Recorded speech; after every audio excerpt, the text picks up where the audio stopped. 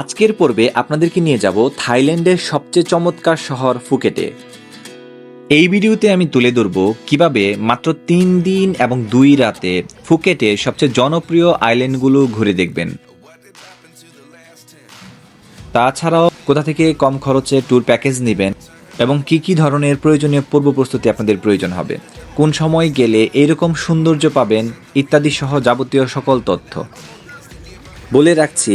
আগের পর্বগুলোতে আমি দেখিয়েছি কিভাবে অল্প খরচে আপনারা পাতায়া ভ্রমণ করতে পারেন, কিংবা কিভাবে আপনারা থাইল্যান্ড আসার জন্য ভিসার অ্যাপ্লিকেশন করতে পারেন, কিভাবে টিডিএসসি ফর্ম পূরণ করবেন, ট্রাভেল আইটিনারি পূরণ করবেন ইত্যাদি যাবতীয় সকল কিছু। আপনারা চাইলে আমার চ্যানেল ভিজিট করে সেই ভিডিওগুলো দেখে আসতে পারেন। আই বিলিভ এই ভিডিওগুলো আপনাদের অবশ্যই উপকারে আসবে। তাহলে চলুন শুরু করি।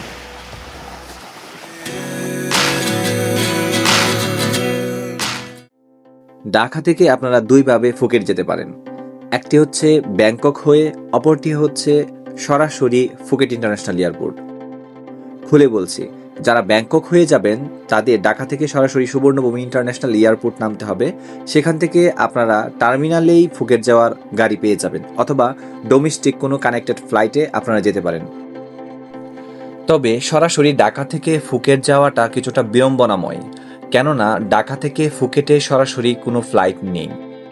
এই ক্ষেত্রে আপনাকে ইন্ডিগো এয়ারলাইন্স অথবা সিঙ্গাপুর এয়ারলাইন্স অথবা শ্রীলঙ্কান এয়ারলাইন্সের কোনো ফ্লাইটে ফুকেট যেতে হবে। সেই ক্ষেত্রে 10 থেকে 15 ঘন্টা ট্রানজিটের মধ্যে আপনি পড়তে পারেন। তাই পরামর্শ হলো, আপনি প্রথমবারের মতো ব্যাংকক গেলে অবশ্যই সুবর্ণভূমি ইন্টারন্যাশনাল এয়ারপোর্ট হয়ে আপনারা ফুকেট যান। এটা আপনার জন্য খুবই সুলভ, সহজ এবং আরামদায়ক হবে।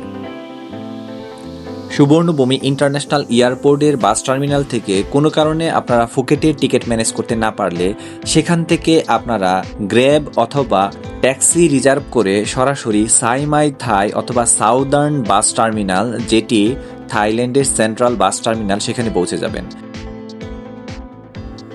আমরা এখন থাইল্যান্ডের সাউদার্ন বাস টার্মিনালে আছি।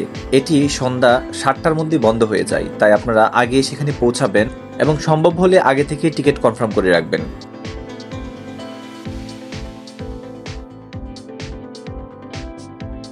এবং গিয়েই খুব দ্রুত আপনারা বাসের টিকিট পারচেস করে নেবেন। চেষ্টা করবেন সন্ধ্যা 7টা থেকে 8টার মধ্যে যে বাসগুলো থাইল্যান্ড থেকে ফুকেটের উদ্দেশ্যে যায় সেগুলোর টিকিট কিনতে। এখানে নানান ক্যাটাগরির আপনারা বাসের টিকিট পেয়ে যাবেন। আমি সাজেস্ট করব যেগুলোতে আপনারা খুব কমফোর্ট ফিল করে যেতে পারবেন সেই ধরনের বাসের টিকিট ক্রয় করেন, কেননা ব্যাংকক থেকে ফুকেট যেতে আপনাকে প্রায় 12 থেকে 13 ঘন্টা সময় জার্নি করতে হবে। সো এই ক্ষেত্রে কমফোর্টের ব্যাপারটি খুবই গুরুত্বপূর্ণ। বলে রাখা ভালো, সাউদার্ন বাস টার্মিনালে আপনারা নির্ধারিত গন্তব্যে পৌঁছানোর মিনিমাম 2 ঘন্টা আগে পৌঁছাবেন। আদারওয়াইজ কিন্তু আপনারা ওই দিনের টিকিট ওখানে পাবেন না। তাই পরামর্শ হলো ব্যাংকক নেমে সরাসরি সাউদার্ন বাস টার্মিনালে পৌঁছে যান। 750 বাত থেকে 1100 বাতের মধ্যে আপনারা নানান ক্যাটাগরির টিকিট পেয়ে যাবেন। 750 বাতে যে গাড়িগুলো ছেড়ে যায় সেগুলো মোটামুটি কমফোর্টেবল। আপনারা যদি বাজেট ফ্রেন্ডলি ট্যুর করতে চান, আমি সাজেস্ট করব আপনারা সেগুলোতেও ফুকেট যেতে পারেন। যাই হোক, সাউদার্ন বাস টার্মিনাল থেকে ফুকেটের সর্বশেষ গাড়ির সময় হচ্ছে 8:30 থেকে রাত 9টা। এরপর আপনারা চাইলে গাড়ি রিজার্ভ করে যেতে পারেন, যেটি খুবই ব্যয়বহুল। সেই ক্ষেত্রে জনপ্রতি ভাড়া পড়বে প্রায় 1100 থেকে 1150 বাত। আরও একটি গুরুত্বপূর্ণ টিপস হলো, যে বাসগুলো ওভারনাইট ফুকেট যায় তাদেরকে রাতে খাবারের জন্য একটা ভালো রেস্টুরেন্টে ব্রেক দেয়। সো আগে থেকেই ভারী খাবার দাবার কেনার কোনো প্রয়োজন নাই, সেখানে খুব সস্তায় আপনারা খাবার খেতে পারবেন। এভাবে আপনারা প্রথম দিন সরাসরি ঢাকা থেকে ব্যাংকক, ব্যাংকক থেকে সরাসরি আপনারা ফুকেট পৌঁছে যাবেন। আমাদের ট্রিপে আমরা প্রথমেই ব্যাংকক পৌঁছে পাতায়া ভ্রমণ করি। পাতায়া 2 দিন থেকে, তারপর পাতায়া থেকে আমরা সরাসরি সাউদার্ন বাস টার্মিনালে এসে সেখান থেকে ফুকেটে যাই। যারা ব্যাংকক এসে প্রথমে পাতায়া ভ্রমণ করতে চান সেই সংক্রান্ত একটি পূর্ণাঙ্গ গাইডলাইন আমার চ্যানেলে আপলোড করা হয়েছে, আপনারা চাইলে সেই ভিডিওটি দেখে আসতে পারেন।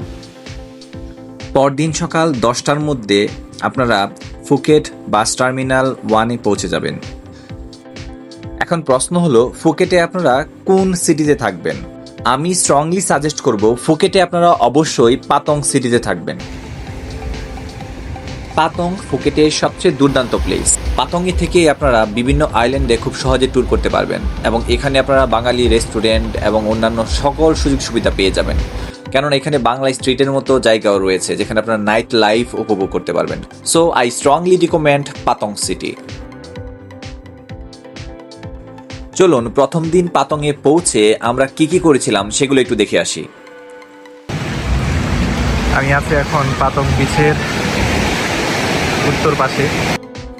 পাতংয়ে আমরা সেন্ট্রালে ছিলাম, যেখানে আমাদের হোটেলটি একেবারেই পাতংয়ের সেন্ট্রালে ছিল। আমরা হোটেলে চেক ইন করার পরপরই পাতং বিচে চলে আসি। তখন বেলা 12টা কিংবা 12:30 হবে। যখন আমরা বিচে পৌঁছাই তখনও পাতং বিচ জুড়ে ট্যুরিস্টদের সমারোহ, চারপাশে অসংখ্য মানুষ এবং যে যার মতো করে ঘুরে বেড়াচ্ছে। পাতং বিচটি এত সুন্দর যে আপনি চাইলে এখানে সারাদিন কাটাতে পারবেন।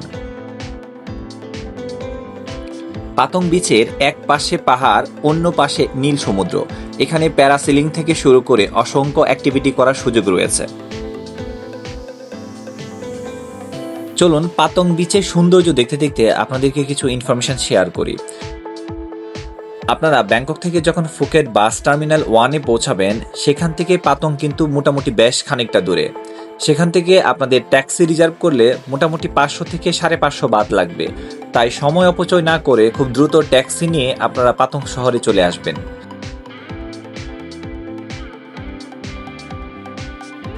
এবং এখানকার হোটেলের যে ভাড়া সে ব্যাপারে আমি আপনাদেরকে একটু ধারণা দেই।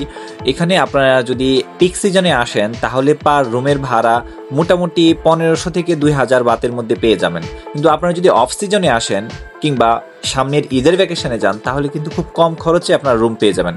অর্থাৎ আপনারা যদি একটু booking.com-এ ভালোভাবে সার্চ করেন তাহলে কিন্তু পাতংয়ে আপনারা মোটামুটি 800 থেকে 1000 বাতে রুম পেয়ে যাবেন পার নাইট। এছাড়াও কিভাবে আপনারা খুব সহজে ইন্টারন্যাশনাল হোটেল বুকিং করবেন, বিশেষ করে থাইল্যান্ড ভ্রমণের ক্ষেত্রে খুব কম খরচে হোটেল বুকিং করতে পারেন, এই রিলেটেড একটি ডেডিকেটেড ভিডিও রয়েছে আমার এই প্লে লিস্টে। আপনারা চাইলে সেই ভিডিওটি দেখে নিতে পারেন। তাহলে আপনার হোটেল সংক্রান্ত যত ধরনের জটিলতা আছে সব কেটে যাবে। যাই হোক, ঘন্টা দেড়েক আমরা পাতং বিচের সৌন্দর্য উপভোগ করি। তারপর এখান থেকে আমরা আমাদের রুমে ব্যাক করি। দেন সেখানে ফ্রেশ হয়ে আমরা রেস্ট নিয়ে দুপুরে লাঞ্চ করার জন্য বের হই। সবচেয়ে ভালো খবর যেটা, আপনার পাতংয়ের মতো শহরেও আপনারা কিন্তু বাঙালি রেস্টুরেন্ট পাবেন। পাতং সিটিতে ঢাকা স্পাইসি নামে একটি দুর্দান্ত রেস্টুরেন্ট রয়েছে। আপনারা জাস্ট একটু গুগল করলেই সেই রেস্টুরেন্টের অ্যাড্রেসটা পেয়ে যাবেন। আমি সেই রেস্টুরেন্টের ফোন নাম্বার স্ক্রিনে এবং ডেসক্রিপশন বক্সে শেয়ার করে রাখছি। যারা হালাল খাবার নিয়ে কনসার্ন তারা খুব সহজেই সেখান থেকে হালাল খাবার খেতে পারবেন। শুধু তাই নয়, তারা কিন্তু আপনাদেরকে পাতংয়ের বিভিন্ন আইল্যান্ডে ভ্রমণের জন্য যে ট্যুর প্যাকেজ সেটিও সাজিয়ে দিতে পারে। যাই হোক, প্রথম দিন সন্ধ্যায় আপনার অন্যতম প্রধান কাজ হবে পুরো পাতং এরিয়া ঘুরে সবচেয়ে রিজনেবল রেটে পরের দিনের আইল্যান্ডের ট্যুরের টিকিট করা। আমি আপনাদেরকে এমন ট্রাস্টেড দুটো শপের নাম্বার ডেসক্রিপশন বক্সে দিয়ে দিব, যেগুলো থেকে খুব অল্প মূল্যে আপনারা ফি ফি আইল্যান্ড সহ 7টি আইল্যান্ডের ট্যুর প্যাকেজ কিনতে পারবেন।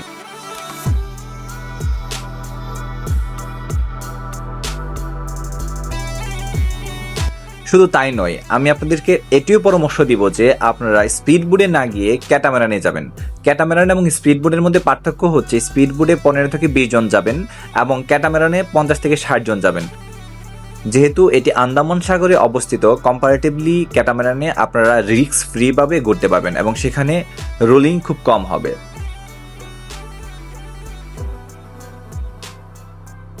দ্বিতীয় দিনে আমরা মোট 6 থেকে 7টি আইল্যান্ড ঘুরেছিলাম। সেই আইল্যান্ডগুলো কেমন ছিল, কিভাবে ঘুরেছিলাম সেই তথ্যগুলো আপনাদেরকে শেয়ার করছি।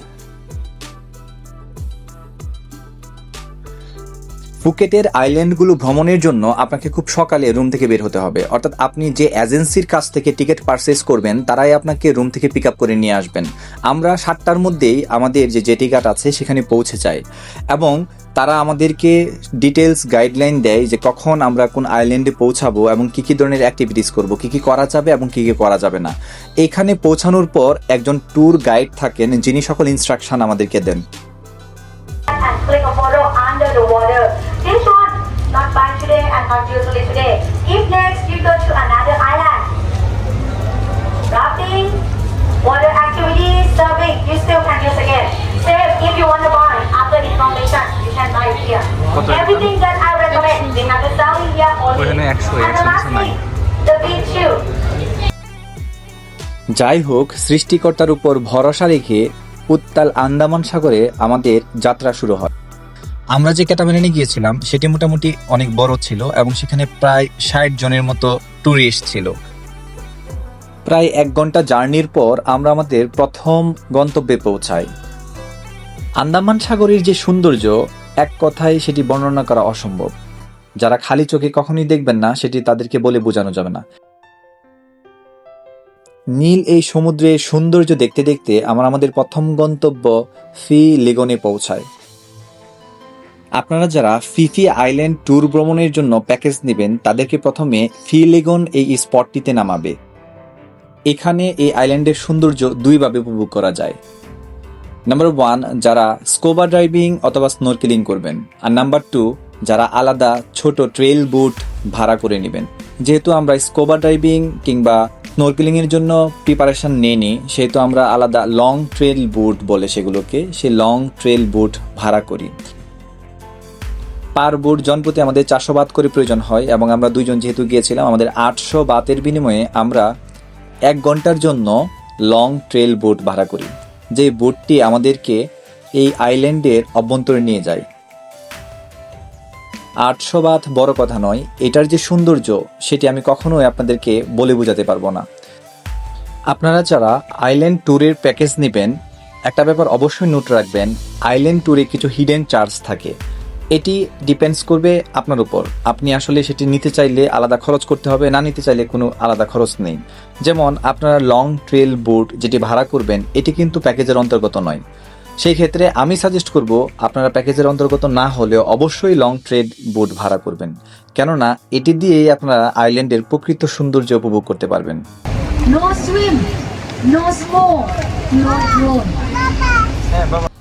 একবার ভাবুন তো, আন্দামান সাগরের জলরাশির মাঝখানে কোনো একটি আইল্যান্ডে আপনি নেমে ছবি তুলতে পারছেন।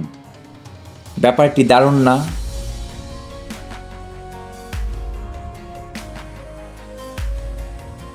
ফি লিগন আইল্যান্ড দেখা শেষ হলে আমরা ফুকেটের সবচেয়ে জনপ্রিয় আইল্যান্ড মায়া বে দেখতে যাই। চলুন মায়া বের সৌন্দর্য আপনাদেরকে দেখিয়ে নিয়ে আসি।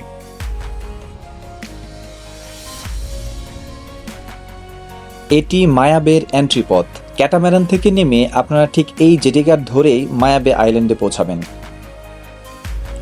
আইল্যান্ডের ভারসাম্য রক্ষার জন্য দীর্ঘদিন ফুকেটের এই জনপ্রিয় আইল্যান্ডটি বন্ধ ছিল। তবে আমরা লাকি, আমরা যখন ভ্রমণ করেছিলাম তখন এই আইল্যান্ডটি খোলা ছিল। চলুন আপনাদেরকে মায়া বে আইল্যান্ডের ভিতরে নিয়ে যাই। চলুন মায়া বে আইল্যান্ডে যেতে যেতে আপনাদের কিছু গুরুত্বপূর্ণ তথ্য শেয়ার করি। প্রথমত, আপনারা ফিফি আইল্যান্ডের এই ট্যুরটিতে মায়া বে ভ্রমণের জন্য সর্বোচ্চ সময় পাবেন 30 থেকে 40 মিনিট। কিন্তু প্রকৃতপক্ষে ফিফি আইল্যান্ডের সবচেয়ে চমৎকার প্লেসই এটি। আকৃতিতে খুবই ছোট এটি, কিন্তু এত মনোমুগ্ধকর, এখানে একবার পৌঁছালে আপনার কাছে মনে হবে যে পুরো দিনটা এখানে থেকে যায়। আমার পরামর্শ থাকবে আপনারা এখানে গিয়ে ছবি তোলায় ব্যস্ত না হয়ে প্রথমে 10 মিনিট এটি ঘুরে দেখুন, তারপর আপনারা ছবি তুলুন। আর এখানে প্রচুর মানুষের সমাগম হয়। হ্যাঁ, তবে এখানের যে পানি আছে সেখানে নামা কিন্তু স্ট্রিক্টলি নিষেধ, কেননা এখানে প্রায় শার্কের দেখা মিলে। সো যেহেতু এটা ডেঞ্জারাস একটি জায়গা, সেই ক্ষেত্রে ট্যুরিস্টদেরকে এখানকার পানিতে নামার জন্য নিরুৎসাহিত করা হয়। মায়া বে আইল্যান্ডের অন্যতম প্রধান বৈশিষ্ট্য হচ্ছে স্যান্ডি বিচ এবং নীল পানি। মায়া বে দ্বীপের এই সৌন্দর্য দেখে মনে হয়েছিল, না জানি সৃষ্টিকর্তার সমগ্র পৃথিবীটি কত সুন্দর। চলুন চমৎকার এই দ্বীপটির সৌন্দর্য উপভোগ করি এবং আপনাদের এই থাইল্যান্ড ভ্রমণে যত রকমের প্রশ্ন আছে আপনারা কমেন্ট সেকশনে রেখে যান। ইনশাল্লাহ আমি সবকটি প্রশ্নেরই রেসপন্স করব এবং সবকটি প্রশ্নেরই উত্তর দেওয়ার চেষ্টা করব।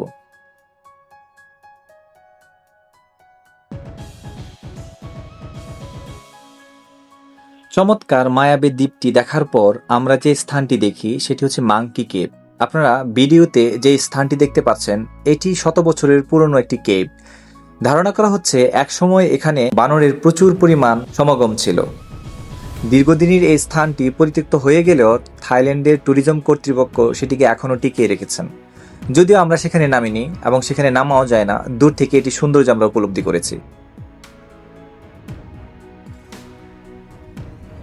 আমাদের কাছে ধারণা হয়েছে যে হ্যাঁ, নিশ্চয়ই এই দ্বীপের নেমে বা এখানে নামার পর এই গুহায় প্রবেশ করা যায় এবং এটার মধ্যে নিশ্চয়ই এক্সাইটিং কিছু ব্যাপার থাকতে পারে। আইল্যান্ড ট্যুরের তৃতীয় স্পট হিসাবে আমাদেরকে ফিফি আইল্যান্ডে নামানো হয়।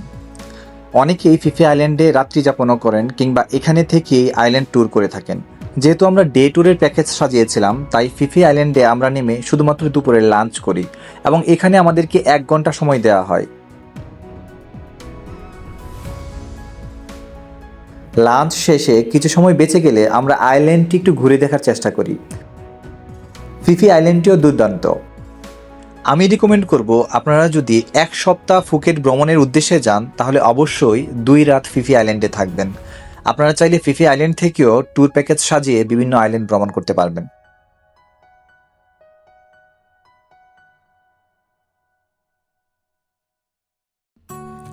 লাঞ্চের পরপরই আমাদেরকে যে আইল্যান্ডে নিয়ে যাওয়া হয় সেটির নাম ব্যাম্বো আইল্যান্ড। এক কথায় ব্যাম্বো আইল্যান্ডও দুর্দান্ত। অর্থাৎ ফুকেটের প্রত্যেকটি আইল্যান্ডেরই আলাদা আলাদা স্বতন্ত্র বৈশিষ্ট্য রয়েছে।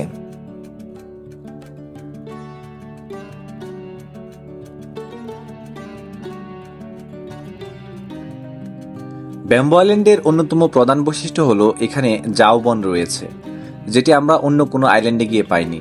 এছাড়াও এখানে স্যান্ডি বিচ রয়েছে। পাশাপাশি এটি একেবারেই একটি রিমোট দ্বীপ, যার চারপাশে আসলে কোনো ধরনের স্থলভূমি নেই।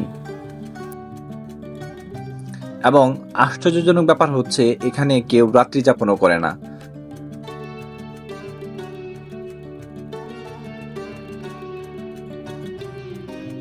তাই প্রাকৃতিক এই আইল্যান্ডটি অন্যান্য দ্বীপের তুলনায় অনেক বেশি সুন্দর।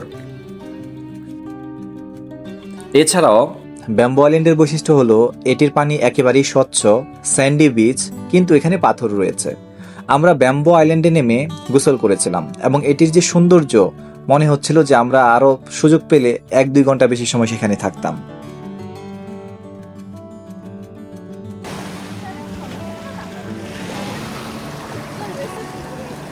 হাফ ডে ট্যুর প্যাকেজে তৃতীয় দিন আমরা ফুকেটের সবচেয়ে সুন্দর আইল্যান্ড ভ্রমণ করেছিলাম, যার নাম খাই আইল্যান্ড। এই খাই আইল্যান্ডের অন্যতম প্রধান বৈশিষ্ট্য হচ্ছে হোয়াইট স্যান্ডি বিচ এবং স্বচ্ছ নীলাভ জলরাশি।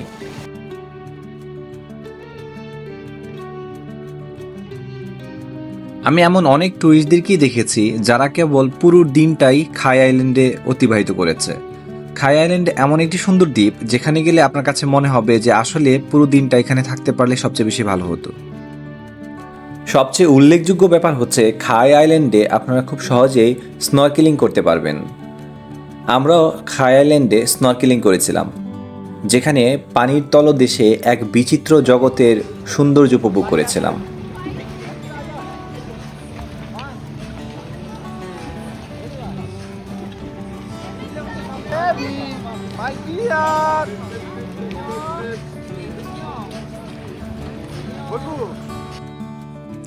আজকের ভিডিওটি এখানেই শেষ করতে চাই।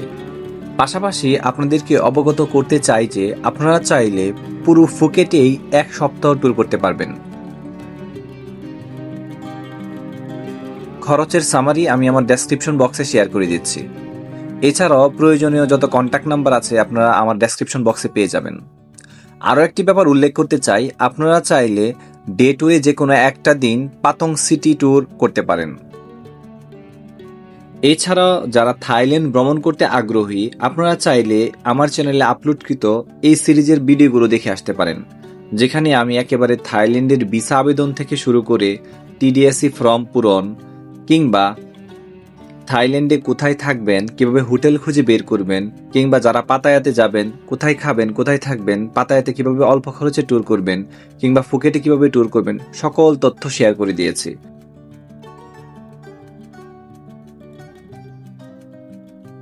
আপনাদের কাছে ভিডিওটি ভালো লাগলে অবশ্যই কমেন্টসে জানাবেন। এছাড়া থাইল্যান্ড ভ্রমণ সংক্রান্ত যে কোনো তথ্যের জন্য কমেন্টস করতে পারেন। আজ এখানেই শেষ করছি। সবাই ভালো থাকুন, সুস্থ থাকুন। দেখা হচ্ছে পরবর্তী কোনো ভিডিওতে। আল্লাহ হাফেজ, বাই বাই।